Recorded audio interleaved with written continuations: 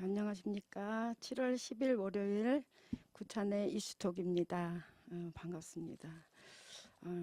오늘 우리가 한참 동안 비를 기다렸는데요. 예, 비가 오다가 저번 주부터 장마가 왔는데 이제 또 비 피해 소식이 들려서 안타깝습니다. 예, 특히 오늘은 비가 아주 심하게 많이 오니까요. 예, 여러분 가고 오시는 길에 조심하시고요. 오늘은 크게 두 가지 이슈 다뤄보겠습니다. 예, 하나는 역시 국민의당과 추미애 얘기죠. 예, 또 하나는 역시 우리나라 역사에 길이 남을 중요한 회담들이 저번 일주일 동안 이루어졌었습니다. 예, 문재인 대통령과 정상들과의 회담 얘기 하겠습니다. 예, 우선 좀 간단하게나마 짚어 봐야 될 것 같아서 국민의당 얘기를 하도록 하겠습니다. 오늘 아침에 제가 확인한 폴이 나왔는데요. 죄송합니다. 여론조사요. 예, 영어로 폴이라고 합니다. 제 아시는 분들이 기왕 영어 뉴스를 같이 하기로 했으니까 영어 단어가 나오면 얼른 한국말로 동시에 해주면 좋지 않겠냐. 영어 단어도 익히고 뉴스도 듣고 생각해보고 하자고. 그래서 그렇게 하도록 하겠습니다. 국민의당 폴 여론조사 결과가 심각하게 나왔습니다. 전체로는 6%, 6.5%, 7%, 또 호남에서는 20% 넘게 갔던 40%까지도 갔었던 국민의당의 호남인들의 지지율이 드디어 3.5%까지 내려왔습니다. 왜 3.5%까지 급락했을까요? 여러분들은 어떻게 생각하셨습니까? 제 1회 방송 때 무인재 인지에 대해서 말씀을 드렸는데 사실이 있는데요.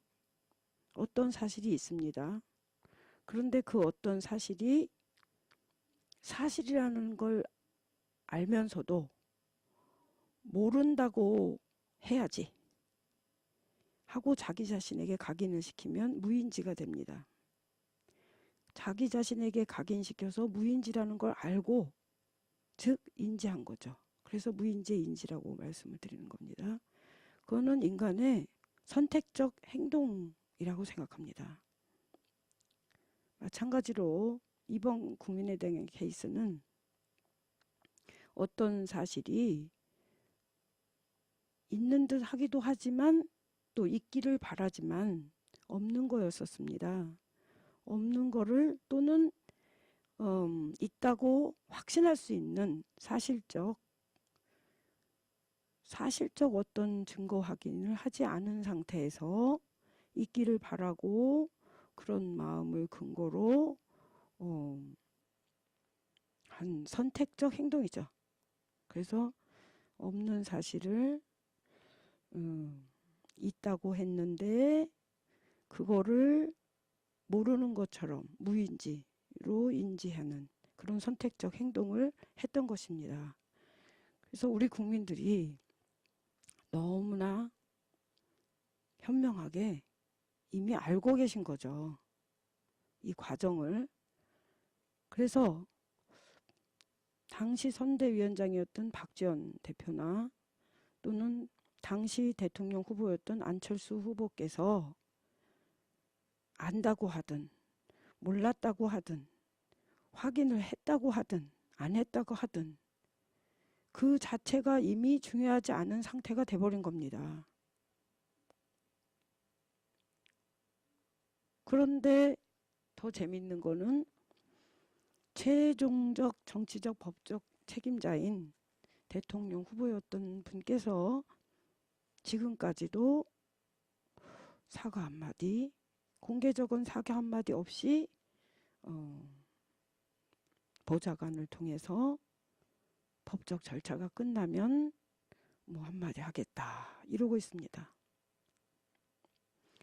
이거는 우리 국민들이 이해하고 있다는 거에 대한 이해가 모자라신 거죠.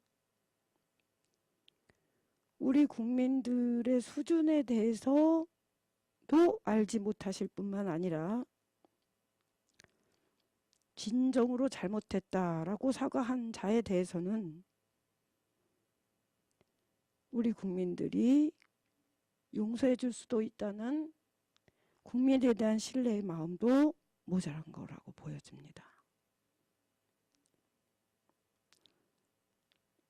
또한 한 나라의 대통령으로 나와서 대통령 후보로서 내가 대통령이 되면 이렇게 나라를 잘 이끌어 보겠다 하셨고, 내가 대통령이 돼서 지금 촛불 전국에 우리 국민들이 겪고 있는 실망감과 우리 국민들이 겪었던 무수한 혼란과 또는 불신내의 그 상처와 그런 것들에 대해서 나를 선택해주면 불신내와 실망감과 아픔과 혼란과 잠 못 자고 이 모든 것들을 나를 뽑아주면 나는 그렇게 안 하겠다 하셨던 분께서 책임감을 안 보여주고 계시죠. 현재 그 책임감을 안 보여주는 거에 대해서 분노스럽다기보다는 현재는 좀 피티해 보이죠. 불쌍해 보입니다. 또는 이분은 자기 자신의 인격에 대한 나는 책임감 있는 사람이야. 전에 말씀하셨죠. 나는 책임감 있는 사람이야. 나는 무엇이 어떻게 잘못되었을 때 내 지위에 상응하는 책임을 질 줄 아는 사람이야. 그런 자기 자신에 대한 최소한의 자존감을 과연 지킬 줄 아는 분인가 싶습니다. 자기 자신이 책임감 있는 인간이라는 거에 대한 자신감도 있는가 싶고요. 자존심도 없어 보이고요. 잡상인이 가질 수 있는 배포 정도도 또는 잡상인이 자기 상거래를 성사시키기 위해서 보여줄 그런 어떤 고개 숙임이라 그럴까요?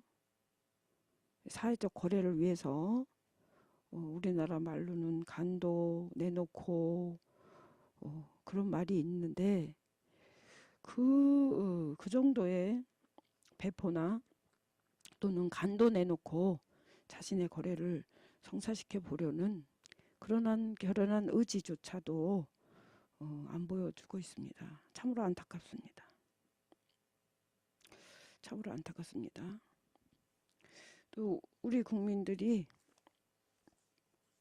어찌하여 그렇지 않아도 박근혜, 최순실, 김기춘 이런 일당들에 의해서 아픔을 겪고 혼란을 겪고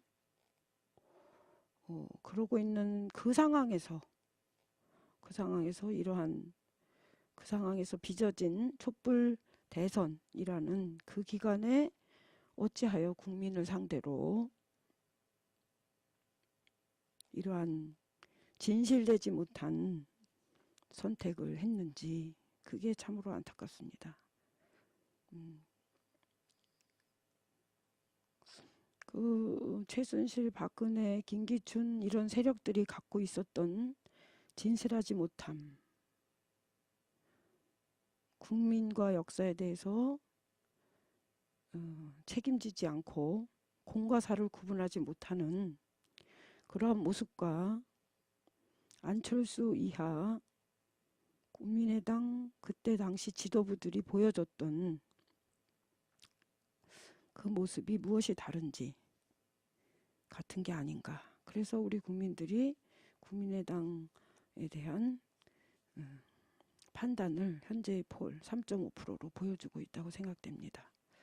재밌는 것은 지난 며칠간 그 언론에서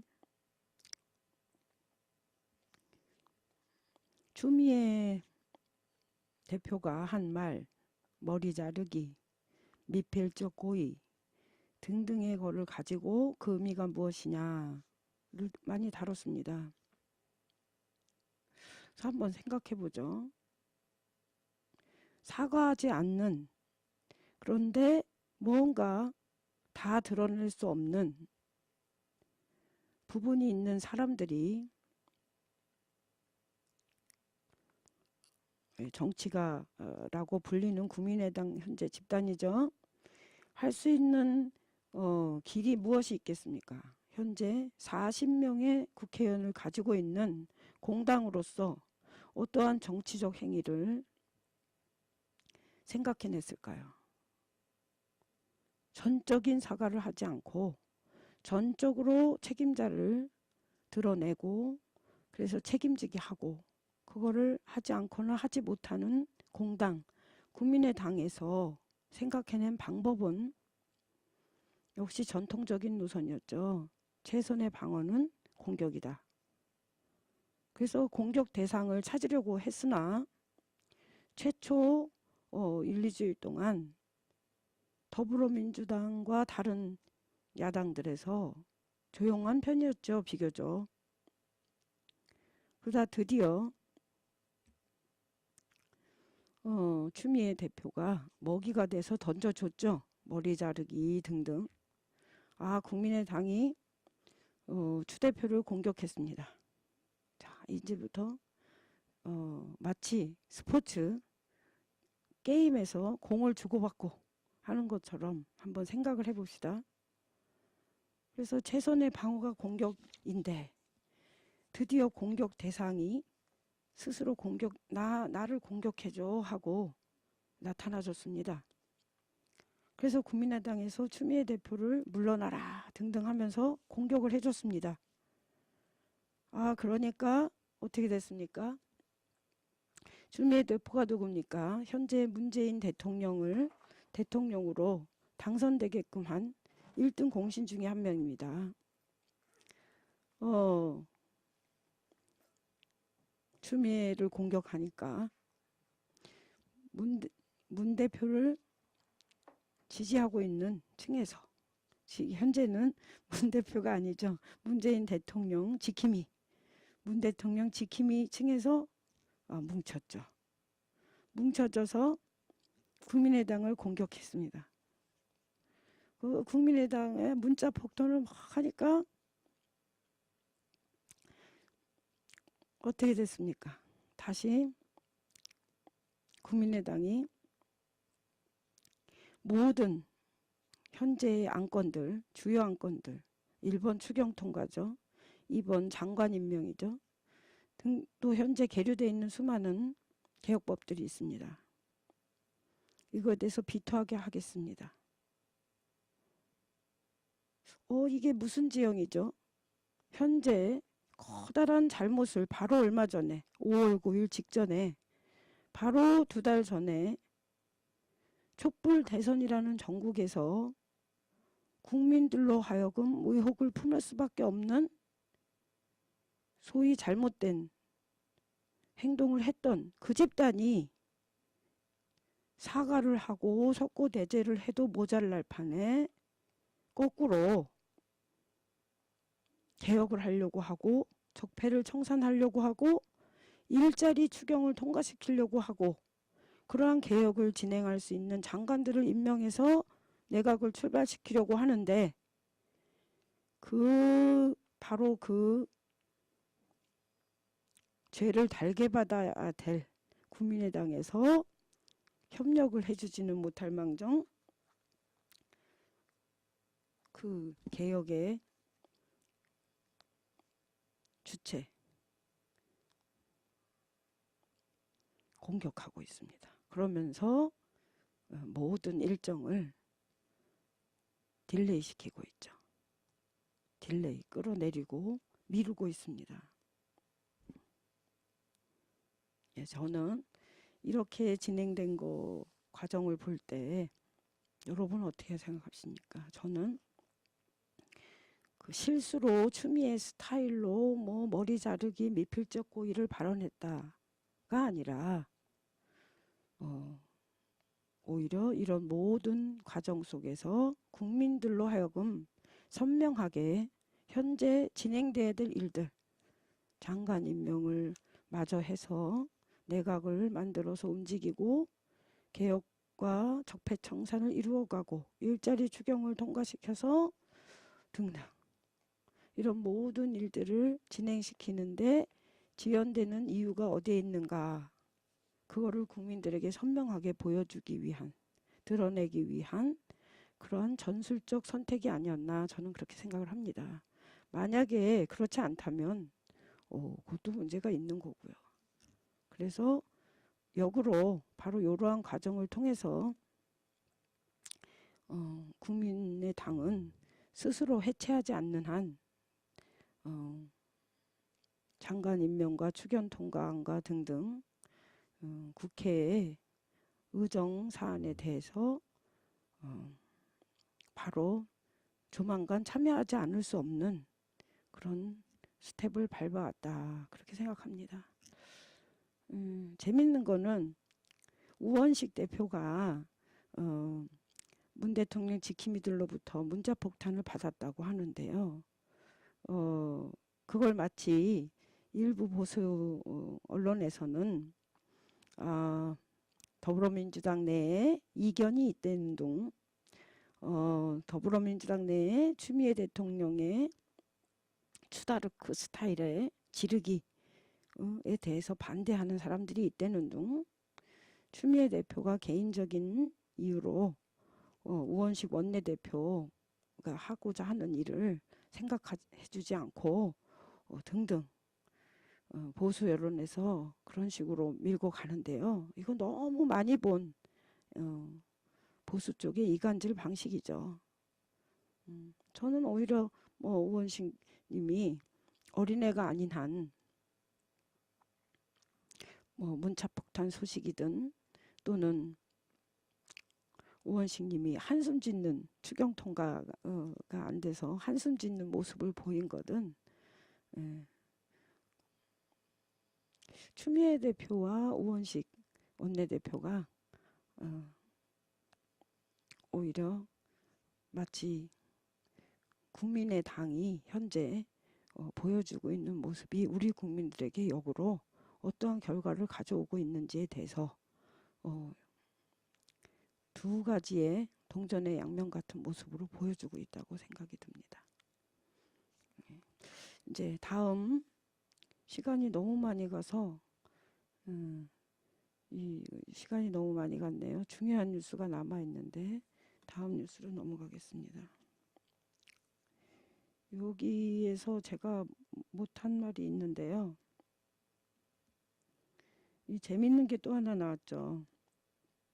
홍준표 대표의 그 모습이 참 재밌게 됐는데요.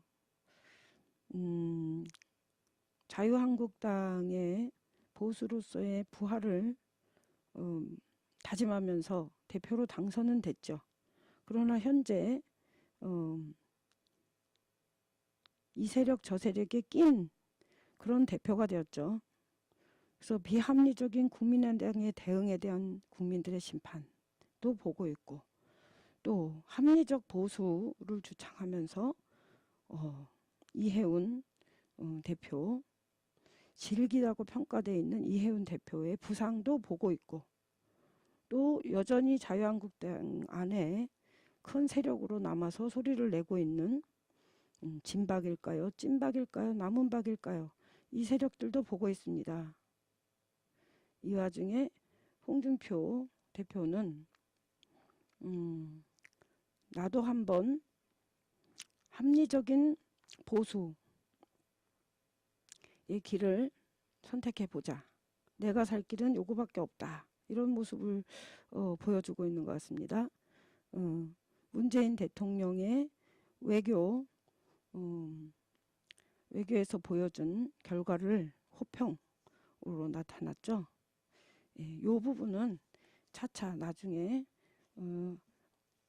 홍준표 대표가 쉽사리 바른정당을 데려올 수도 없고, 또 쉽사리 남은 박을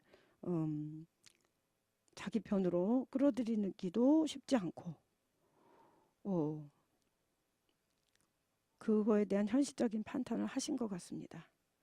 자, 요 정치적 형국이 어떻게 굴러갈지 우리 또 일주일 한번 지켜보도록 합시다. 지켜보고, 제가 체크한 영어 뉴스 중에 중요한 거 한번 보여드리겠습니다.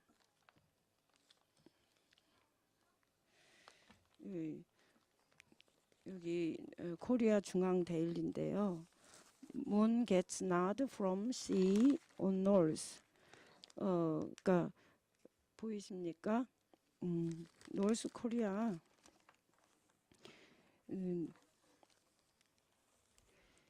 몬과 시가 베를린에서 햄버거에 가기 전에 EU 정상회담 전에 만났습니다. 참 이 부분이 저는 잘하셨다 싶습니다. 왜냐하면 미국 대통령을 바로 만나고 왔기 때문에 기왕이면 햄버거 가서 여럿이 있는 쪽에서 만나는 것보다는 비록 정식 정상회담이나 상호 초대가 아니더라도 베를린에서 미리 만나신 건 참으로 잘하신 것 같고요. 여기서 원론적인 것 같지만 또한 중요한 서로 익스체인지를 했죠. I value the relations with China. 문 대통령께서 차이나하고의 관계를 나는 소중하게 여긴다. 이렇게 얘기하니까 시진핑도 또 답변을 했죠. He wants to exchange opinions with Moon on matters of grave importance. We must communicate candidly. 그러니까 시진핑 또한 문하고 중요한 문제들에 대해서 다 솔직하게 커뮤니케이트 하길 바라고, 또 to improve the bilateral relations and protect the peaceful development of the region. 그래서 상호 관계를 더 발전시키고 또 우리의 평화적인 발전을 보호하는 이런 일을 하고 싶다. 이런 시진핑과의 만남을 하시고, 그러고 이후 햄버거로 가셨죠. 여기 역시 코리아 헤럴드에도 문하고 시진핑하고 그 노스 코리아 문제를 다루는 데 있어서 서울의 역할이 중요하다. 이런 얘기를 하셨고요. 그다음에 그거의 성과로 다음에 이거는 다시 한번 또 말씀을 드릴 거겠지만 베를린의 햄버그에 가서 그 정책을 발표하셨죠.